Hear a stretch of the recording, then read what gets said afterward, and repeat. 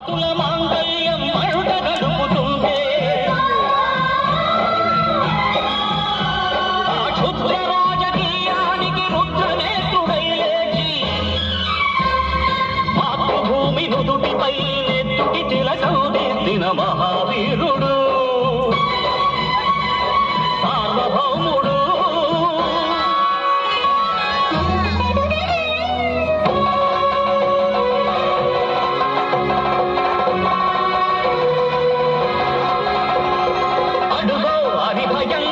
కట్ట బ్రహ్మణ అది వీర పాండ్య వంశాంకుర సింహ గర్జన.